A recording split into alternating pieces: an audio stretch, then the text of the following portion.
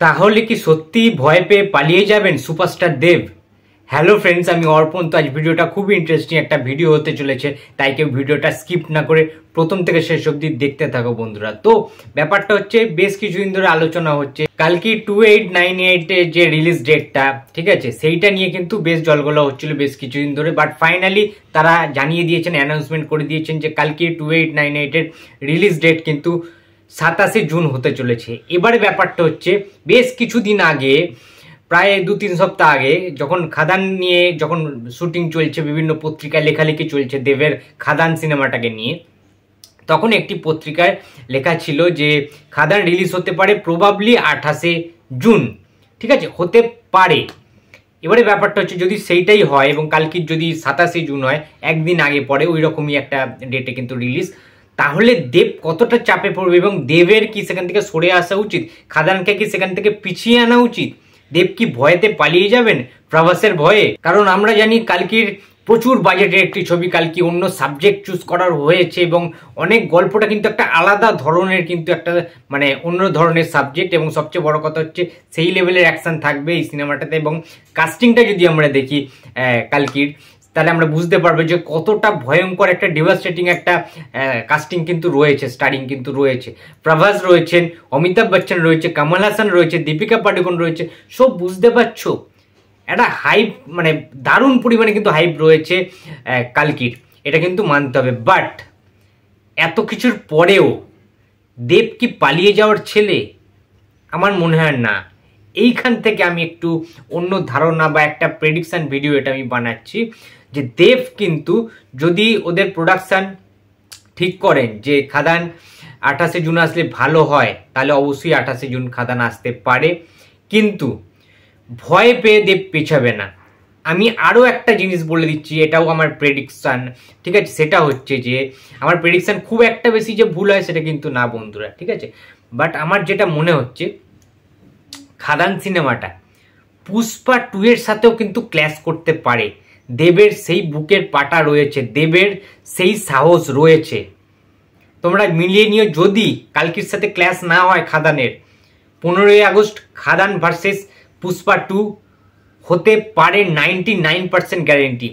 আমি অর্পণ, আমি গ্যারেন্টি, এটুকুনি আমি বলতে পারি, ঠিক আছে। যদি সমস্ত কিছু এডিটিং, পোস্ট প্রোডাকশনের কাজ, শুটিং শেষ, সমস্ত কভার আপ যদি হয়ে যায়, প্রোডাকশনের তরফ থেকে যদি একদম গ্রিন সিগন্যাল আসে, মানে সিনেমা যদি দেবের খাদান সিনেমাটা যদি রেডি হয়ে যায়, তাহলে কালকির সাথেও ক্ল্যাশ করতে পারে, পুষ্পা 2 এর সাথেও ক্ল্যাশ করতে পারে। দেব, আমাদের সুপারস্টার দেব, প্রভাসকেও ভয় পায় না, আল্লু অর্জুনকেও কিন্তু ভয় পায় না। এবং আমরা বাঙালিরা বা দেবের যারা ফ্যান্স রয়েছে, ক্রেজি ফ্যান্স রয়েছে, এবং যারা ফ্যামিলি অডিয়েন্স রয়েছে, তারা প্রত্যেকে দেবের যে কোনো সিনেমার জন্য না ওয়েট করে থাকে। এটাই সবচেয়ে পজিটিভ একটা পয়েন্ট, যে কোনো সাউথের সিনেমা, বলিউড সিনেমাকে আজকে দেব কিন্তু ভয় করে না। তার কারণ দেবের একটা আলাদা অডিয়েন্স ক্রেজ তৈরি হয়ে গেছে, অডিয়েন্সের একটা হিউজ একটা বিগ বাজ একটা রয়েছে, একটা অডিয়েন্সের বেস তৈরি হয়ে গেছে। সেই অডিয়েন্সরা দেবের মুভি ছাড়া অন্য মুভি দেখবে না। আর তাছাড়া পুষ্পা 2 এর ক্ষেত্রে বলছি, পুষ্পার মতো কিন্তু সেই হাইপটা পুষ্পা 2 মানে তৈরি করতে পারেনি, ব্যর্থ হয়েছে। আমরা গানটাকে নিয়ে যতই মানে ভালো হাইপ তুলি না কেন, অ্যাকচুয়ালি গানটা কি সেই লেভেলের গান হয়েছে? সেই পুষ্পাতে যেরকম গান ছিল তার কি হয়েছে? সেই রকম হয়নি, এটা কিন্তু ফ্যাক্ট, ঠিক আছে। আর কালকির আমরা যতই যাই বলি না কেন বস, ঠিক আছে, আমি মনে করি খাদানের যে গল্পটা থাকতে চলেছে একদম মৌলিক গল্প, এবং যে অ্যাকশন এলিমেন্টগুলো খাদানে থাকতে চলেছে, দেব কিন্তু এইরকম আওতারে, এইরকম অ্যাকশানে কিন্তু কোনোদিন দেবের আর প্রিভিয়াস কোনো ছবি কিন্তু ছিল না। দেব যিশুর এই অ্যাক্টিং চোখ ধাঁধিয়ে দেবে, যেটা আমি জানতে পেরেছি সৃজিত মুখার্জির টেক্কা সিনেমাটার থেকেও ভালো হতে চলেছে খাদানের গল্প, যেটা সবার ভালো লাগবে, শুধুমাত্র শহরতলির দর্শক না, একদম যারা সহজলভ্য ভালো গল্প দেখতে ভালোবাসে। তার কারণ শুধুমাত্র অ্যাকশন সিনেমা না খাদান, খাদানের মধ্যে খুব ভালো একটা ব্যাকগ্রাউন্ড স্টোরি রয়েছে, এবং ভালো ভালো কিছু গান রয়েছে খাদানে, প্রত্যেকটা জিনিস, এবং যে কালার প্যালেটটা খাদানে ইউজ করা হবে তোমরা দেখবে জাস্ট, ঠিক আছে। বাংলা সিনেমা একটা অন্য আঙিনায় কিন্তু পৌঁছে দেবে। মির্জা ভালো বিজনেস করতে পারেনি বলে আমরা ভাববো না যে আমাদের কি বলে খাদানও কিন্তু যে বাজে বিজনেস করে, সেটা কিন্তু একেবারেই নয়। খাদান যে সিনেমাটা রিলিজ হবে, যদি 27 জুন রিলিজ হয়, ওয়েল, কোনো ব্যাপার না, দেব ভয় পায় না কাউকে, কোনোদিন পায়নি, ঠিক আছে। ক্লাসে নামিয়ে দিতে পারে যদি সিনেমাটা রেডি হয়ে থাকে। আর 15ই আগস্ট আল্লু অর্জুনের পুষ্পা 2 এর সাথেও কিন্তু খাদান কিন্তু নামিয়ে দিতে পারে, দেব রিলিজ দিয়ে দিতেই পারে। এটা না হওয়ার কোনো নেই, আর কোনো রকম ভয় ভীতি কিচ্ছু নেই ভাই, ঠিক আছে। আর বাঙালিরা দেবের সিনেমা যেভাবে টেস্টটা বুঝে নিয়েছে, এবং দেবও যেরমভাবে বাঙালিদের টেস্টটা যে খিদেটা সেটা কিন্তু দেবও বুঝে নিয়েছে খুব ভালো করে।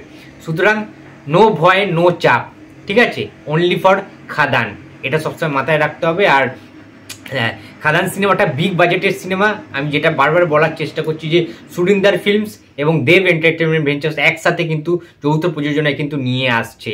সুতরাং দেব, যিশু, সুমিত গাঙ্গুলি, প্রচুর কাস্টিং রয়েছে, তোমরা ভাবতে পারছো না, মাল্টি স্টারার সিনেমা, সেই লেভেলের একটা সিনেমা কিন্তু হবে খাদান, ঠিক আছে।